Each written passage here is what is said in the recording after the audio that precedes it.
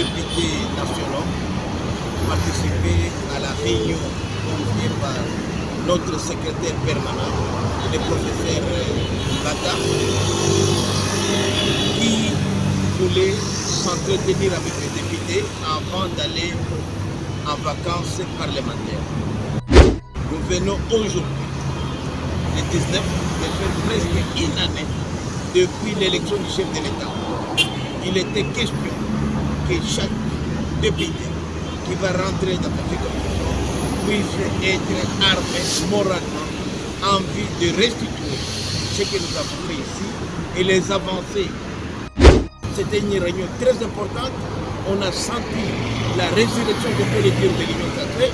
Nous nous sommes parlé entre nous en toute franchise et nous réaffirmons aujourd'hui notre appartenance à l'Union sacrée et notre adhésion à la vision du chef de l'État. Dans les jours qui suivent, on ne va plus parler comme parti politique, comme regroupement, nous allons parler comme l'Union sacrée derrière notre secrétaire permanent et le chef de l'État qui est la plus haute autorité de l'Union sacrée. Quand le mensonge prend l'ascenseur, la vérité prend l'escalier. On a promis, on va donner les chips aux députés. Il y aura des chips.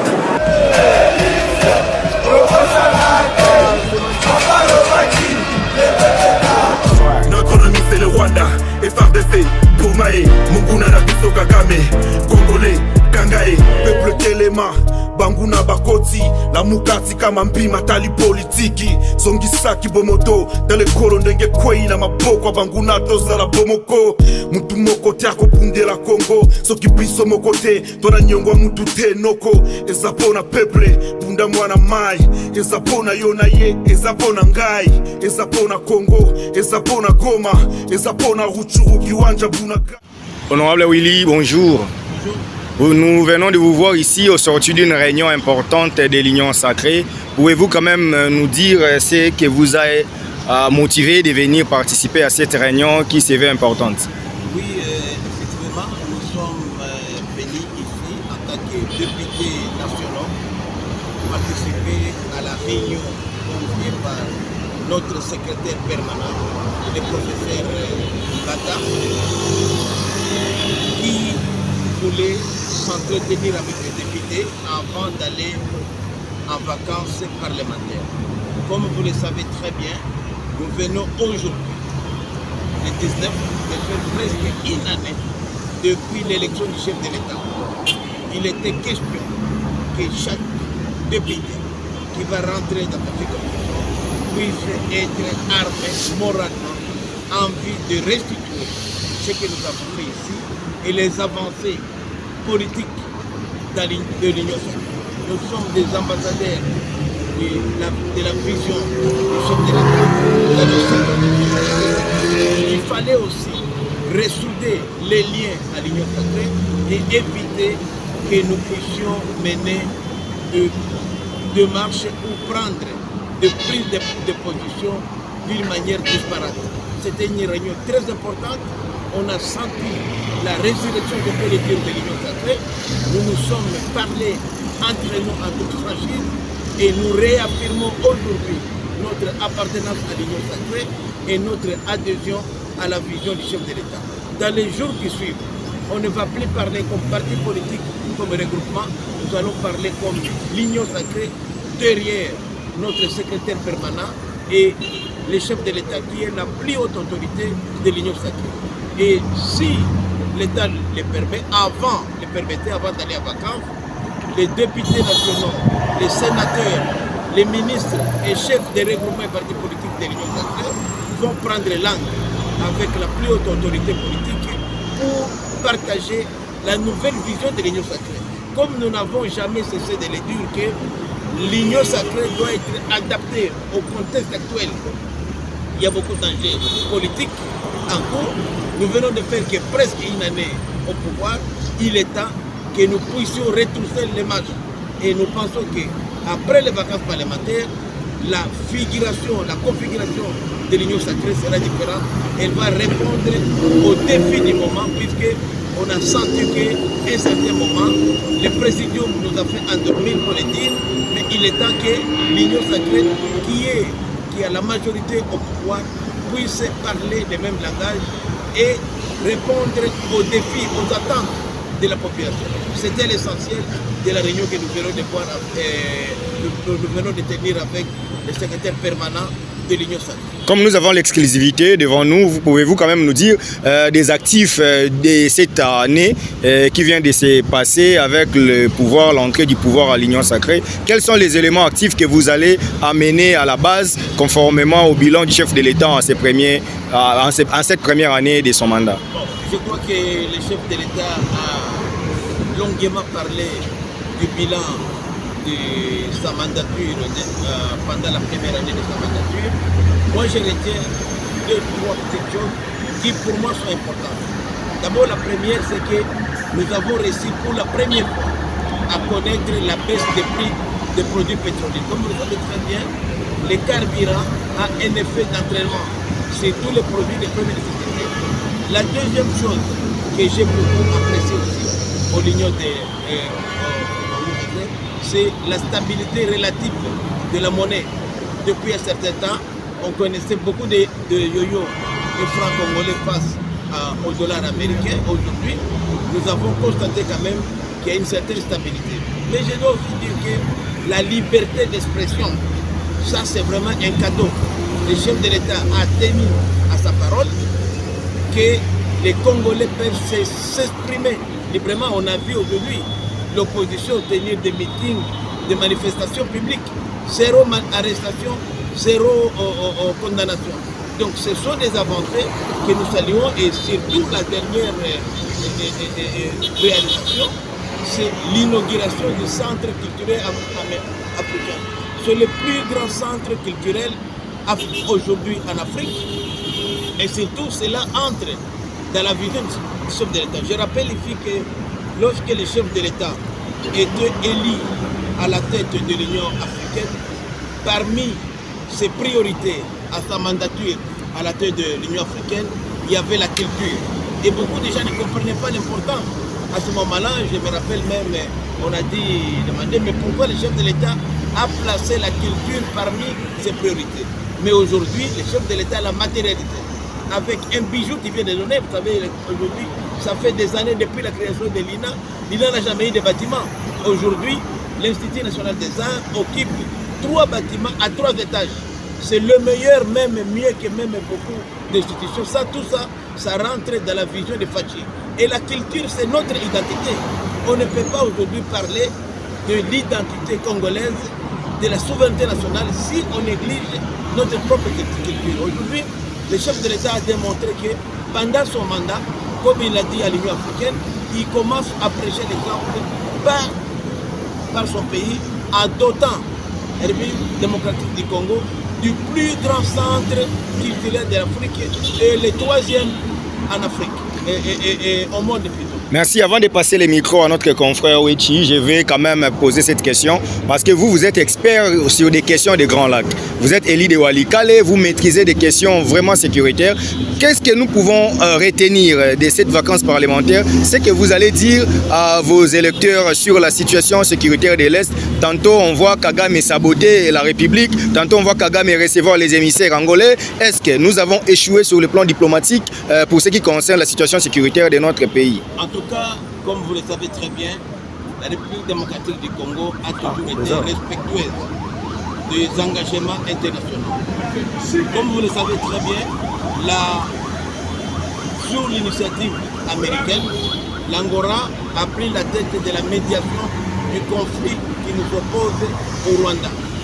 Et nous, en tant que pays souverain, respectueux de la communauté internationale, nous avons répondu. Malgré tous les blocages que le Rwanda a placés devant nous, nous avons accepté de discuter directement avec le Rwanda qui a prétendu avoir des soucis ici, notamment des soucis sécuritaires. Et l'accord de paix allait être signé le 15 décembre. Tout le monde était là, sauf Kigali qui s'est absenté. Cela a donné raison à la RDC que Kigali et Kagame en particulier a d'autres visées que les visées sécuritaires qu'il prétend aujourd'hui présenter. Kigali a des visées aujourd'hui extraterritoriales. Kigali voudrait la partition du Congo. Kigali voudrait aujourd'hui occuper une partie du Congo pour se servir de nos ressources naturelles. Donc il n'y a plus de débat de ce côté-là. Nous attendons que le Conseil de sécurité, puisque les États-Unis est membre permanent, et ce sont les États-Unis qui ont initié cet effet d'abord, puis cet accord de paix qui allait avoir lieu. Nous pensons que le Conseil de sécurité aujourd'hui même va se réunir sur la question de la RDC. Et nous pensons qu'à l'issue de cette réunion tant attendue du Conseil de sécurité, il y aura une résolution contraignante condamnant les Rwandais et même des sanctions. Ce n'est pas normal que les Rwandais puissent défier la communauté internationale. Ce n'est pas normal qu'un rapport présenté par les experts des Nations Unies ne soit pas débattu jusqu'aujourd'hui. Et d'après les informations à notre possession, la France et les Sierra Leone sont en train de battre campagne depuis 48 heures pour que la résolution qui sera prise cet après-midi, donc le matin à 11h de New York, que cette résolution-là ne puisse pas citer les Rwandais et même condamner les Rwandais. Nous déplorons les jeux doubles de la France et nous regrettons qu'un pays frère africain, Sierra Leone, puisse emboîter les pas à la France. Donc nous dénonçons ça. Mais nous croyons, nous, à ce qui nous concerne, que nous devons plus être sur le terrain, puisque les rapports de force, les rapports sur le terrain militaire vont influer sur les négociations politiques. M. Kagame, il est têtu, il n'attend que les armes. Or, nous avons comme impression que le cessez-le-feu nous a distraits. Nous avons été distraits par le cessez-le-feu qui a fait que nos forces ne se battaient plus pendant que les autres en profitaient pour récupérer certaines localités. Vous avez vu, vous allez voir que plusieurs localités ont été récupérées pendant ce cessez-le-feu. Il est temps que nous aussi, nous puissions aujourd'hui comprendre que le cessez-le-feu n'a pas servi à la République démocratique du Congo. Et je demande aussi à notre gouvernement, parce que j'en fais partie de la majorité, que nous devons focaliser notre attention sur le Nord Kivu. Nous avons 26 provinces, mais la seule province qui est menacée aujourd'hui de souveraineté, c'est le Nord Kivu. Le Nord Kivu appartient à la RDC. Si aujourd'hui on devrait redessiner la carte de la RDC, il y a au moins 60% de la province du Nord Kivu qui ne se retrouverait pas puisqu'il est sous l'administration rwandaise. Et je demande ici à ce que nous puissions nous méfier du rôle néfaste joué par l'Ouganda. L'Ouganda ne joue pas fragile. Je rappelle ici que la frontière aujourd'hui qui nous sépare avec l'Ouganda au niveau du territoire de Rutshuru, c'est ça qui sert aujourd'hui d'approvisionnement au M23. Si l'Ouganda est sincère, nous venons tout à l'heure, le vendredi passé,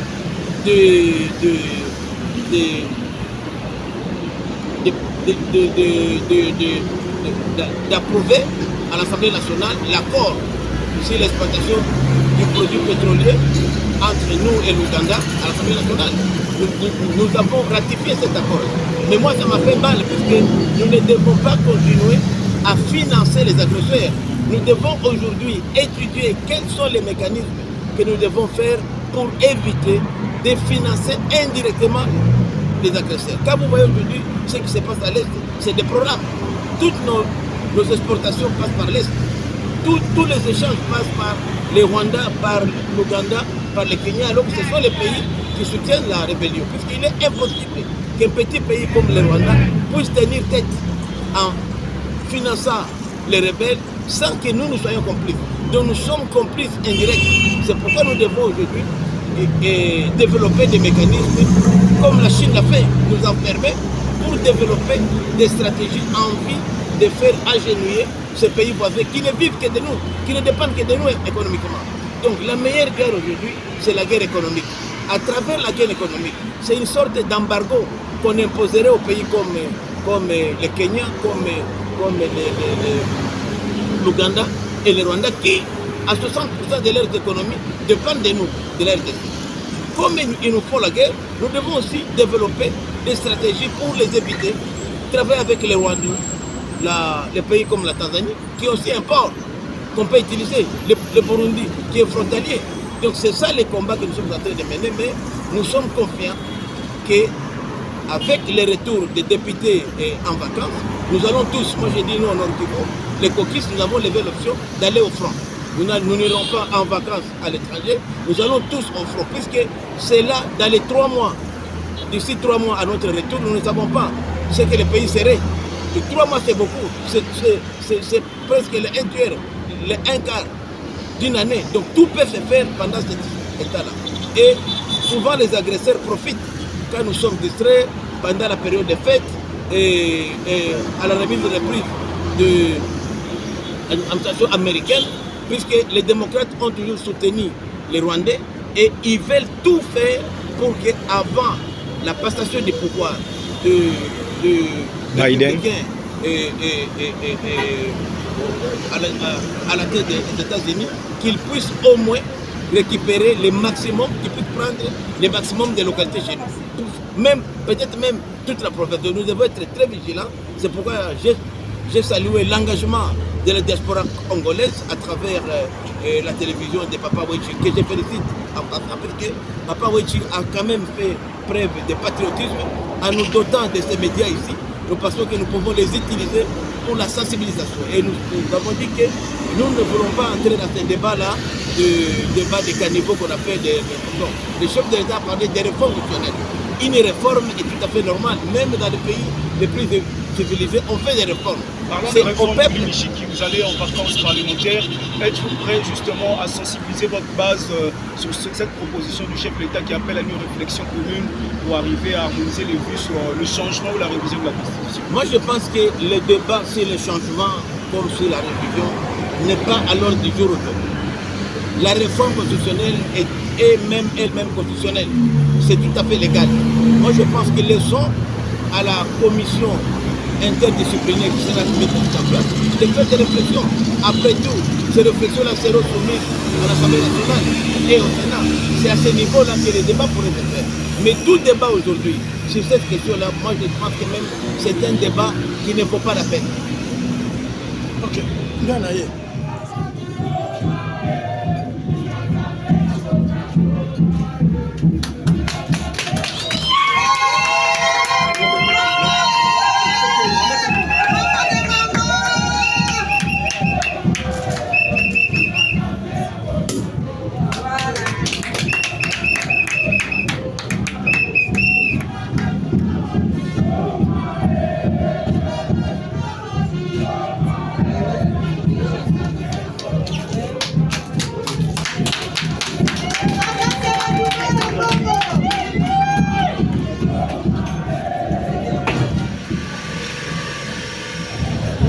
Par rapport à cette situation.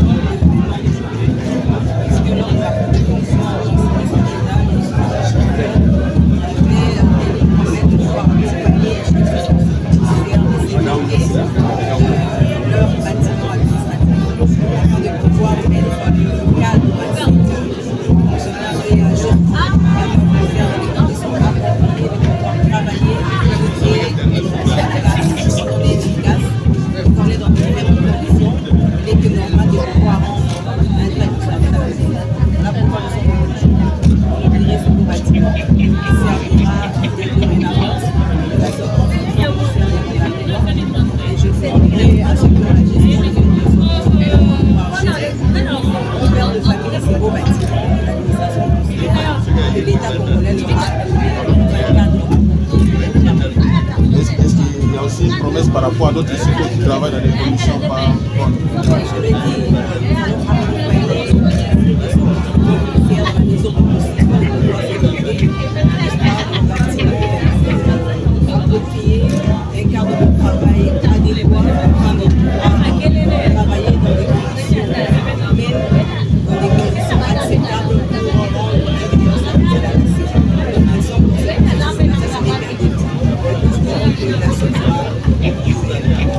Merci.